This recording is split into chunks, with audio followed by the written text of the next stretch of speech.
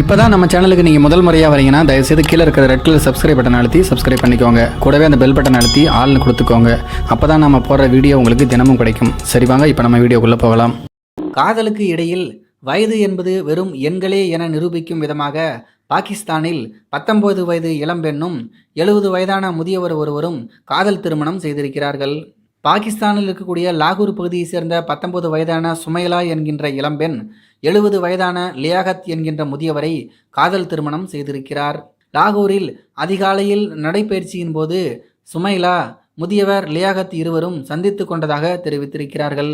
அத்துடன் ஒரு நாள் லியாகத் அதிகாலை நடைபயிற்சியின் போது சுமைலா பின்னால் சென்று கொண்டே பாடலை கிசுகிசுத்தன் மூலம் இருவருக்குமான காதல் மலர்ந்ததாக தெரிவித்துள்ளனர்.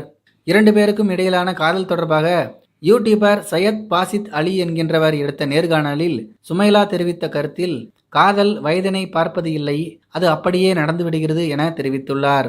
மேலும் தன்னுடைய பெற்றோர்கள் இதனை கடுமையாக எதிர்த்ததாகவும், ஆனால் தங்களுக்கு இடையே இருக்கக்கூடிய காதலை எடுத்து சொல்லி என்னுடைய வீட்டார்களை சம்மதிக்க வைத்ததாகவும் அவர் சொல்கிறார். லியாகத் பேசிய போது தனக்கு 70 வயது ஆகியும் நான் மனதளவில் இளமையாக இருப்பதாகவும், காதல் என்று வந்துவிட்டால் வயது விஷயமல்ல எனவும் தெரிவித்துள்ளார். மனைவி சுமைலாவின் சமையலில் மிகவும் மகிழ்ச்சியாக இருப்பதாகவும், தற்போது உணவகங்களில் சாப்பிடுவதை நிறுத்திவிட்டதாகவும் தெரிவித்துள்ளார். என்ன ஒரு கொடுமை பார்த்தீங்களா? நம்ம ஊரில் பசங்க 30-35 வயசு ஆகியும் கல்யாணம் ஆகாமல் தெரிஞ்சிட்டு இருக்காங்க. பாகிஸ்தானில் இந்த தாத்தாவுக்கு எப்படி ஒரு அதிர்ஷ்டம் அடிச்சிருக்கு பாருங்க. இவங்க 2 பேரும் பேசுகிற வீடியோ யூடியூப்ல இருக்குதுங்க.